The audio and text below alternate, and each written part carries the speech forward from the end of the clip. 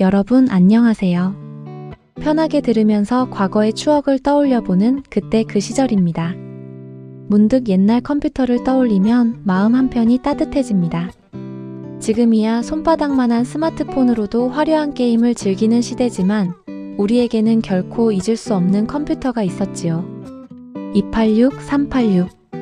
지금 보면 느리고 투박했지만 검은 화면 속에는 무한한 상상과 모험이 숨어 있었습니다. 빽빽한 키보드 자판을 두드려야만 게임을 실행할 수 있었고 느릿느릿 돌아가던 플로피 디스크 소리는 우리에게 가장 아름다운 음악이었어요. 픽셀로 만들어진 작은 캐릭터들과 함께 우리는 밤새도록 꿈을 꾸었습니다. 오늘은 우리 마음속 깊숙이 자리한 그 시절 컴퓨터와 게임의 추억을 함께 더듬어 보려 해요. 검은 화면에 깜빡이던 하얀 커서가 우리를 기다리고 있던 그때로 돌아가 보겠습니다. 컴퓨터를 켜면 늘 그 검은 화면이 우리를 맞이해 주었지요. 이 작은 글자가 깜빡이며 우리의 명령을 기다리고 있었어요. 지금처럼 마우스로 클릭하면 되는 게 아니었습니다. 모든 것을 키보드로 입력해야 했어요.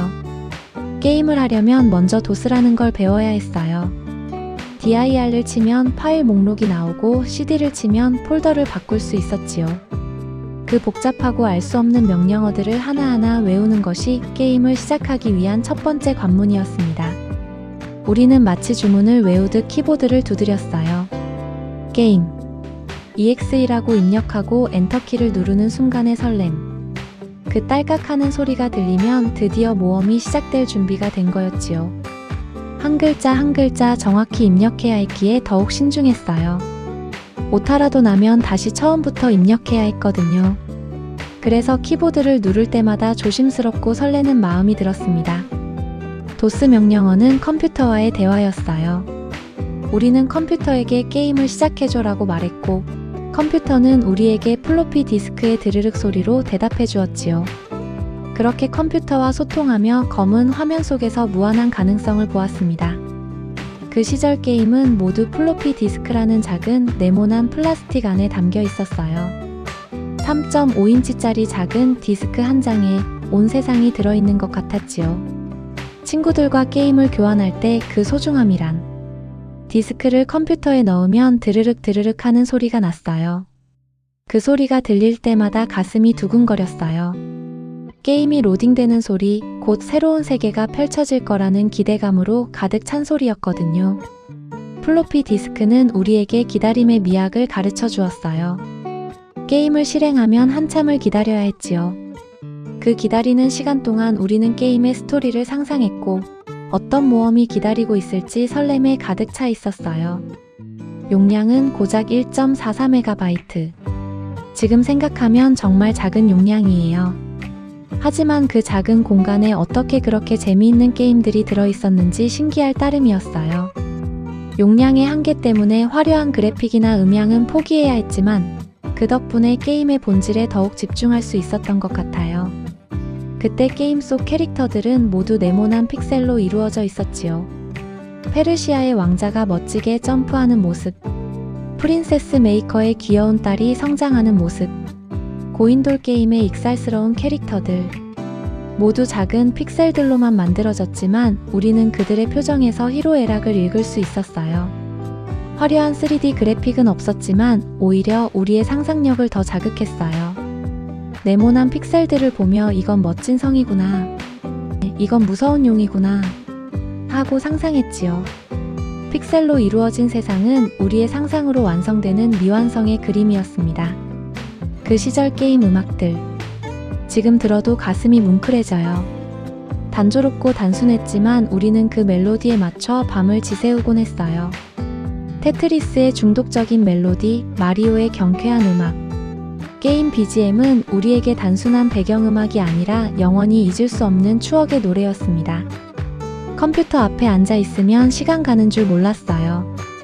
부모님이 그만하고 자라고 몇 번을 말씀하셔도 조금만 덜 하며 게임에 빠져 있었지요. 그때는 인터넷도 없었으니까 게임 공략집을 사거나 친구들과 정보를 나누는 게 전부였어요. 친구 집에 가서 함께 게임하던 추억도 생생해요. 번갈아 가며 컨트롤러를 잡고 서로 더 잘하겠다고 경쟁하기도 했지요. 어려운 스테이지를 통과하면 모두 함께 환호성을 지르곤 했어요. 게임을 깨기 위해 며칠 밤을 새우기도 했고 친구들과 공략법을 나누며 토론하기도 했어요. 지금처럼 인터넷에서 쉽게 찾을 수 있는 것도 아니었으니까 모든 걸 스스로 발견하고 해결해야 했지요. 그래서 더욱 성취감도 크고 기억에 남는 것 같아요. 게임 속에서 우리는 영웅이 되었고 모험가가 되었으며 때로는 공주를 구하는 기사가 되기도 했어요. 현실에서는 할 수 없는 일들을 게임 속에서 마음껏 경험할 수 있었지요. 그 작은 화면 속 세계가 우리에게는 온 우주보다 넓게 느껴졌어요. 컴퓨터가 멈추거나 오류가 나면 참 당황스러웠어요. 파란 화면이 뜨면서 알 수 없는 영어가 나오면 정말 멘탈이 붕괴되곤 했지요. 그럴 때면 컴퓨터를 껐다 켜는 것이 최고의 해결책이었어요. 저장이라는 개념도 지금과는 달랐어요. 게임을 중간에 저장하려면 따로 디스켓에 저장해야 했고 그나마도 용량이 부족해서 몇 개 안 되는 세이브 파일만 가질 수 있었어요. 그래서 더욱 소중하게 여겼던 것 같아요. 컴퓨터실이나 오락실에서 처음 컴퓨터 게임을 접했던 분들도 계실 거예요. 그때 그 신기함과 설렘은 정말 말로 표현할 수 없을 정도였지요. 마치 미래에서 온 기계를 만난 것 같은 느낌이었어요. 그 시절 컴퓨터는 단순히 게임만 하는 기계가 아니었어요. 워드 프로세서로 글을 쓰고 간단한 그림도 그렸지요. 모든 게 신기하고 놀라웠어요. 컴퓨터 한 대로 이렇게 많은 일을 할 수 있다니. 친구들과 컴퓨터 이야기를 하면서 자랑하기도 했어요. 우리 집 컴퓨터는 386이야. 우리는 486으로 바꿨어 하면서 말이에요. 컴퓨터 사양이 조금이라도 좋으면 정말 자랑스러웠거든요. 지금 생각해보면 그때 컴퓨터와 게임이 우리에게 준 것은 단순한 재미만이 아니었어요. 인내심도 배웠고 집중력도 길렀으며 무엇보다 상상력을 키워주었지요. 한계가 있는 환경에서 최대한의 재미를 찾아내는 창의력도 말이에요. 느리고 투박했지만 그 안에는 무한한 즐거움과 모험이 있었던 그때. 흑백 화면과 픽셀로 이루어진 세상은 우리에게 끝없는 상상력을 선물해 주었습니다. 컴퓨터는 우리에게 게임을 가르쳐 준 것이 아니라 기다림과 인내, 그리고 창조의 기쁨을 가르쳐 주었어요. 그 시절의 설렘과 순수함이 지금도 가슴 한편에 남아 있어요. 기술은 발전했지만 그때 느꼈던 그 순수한 기쁨만큼은 어디서도 찾기 어려운 것 같아요. 검은 화면 속에서 펼쳐지던 무한한 세계, 그 추억들이 우리를 지금도 따뜻하게 감싸주고 있습니다. 그때 그 시절이었습니다.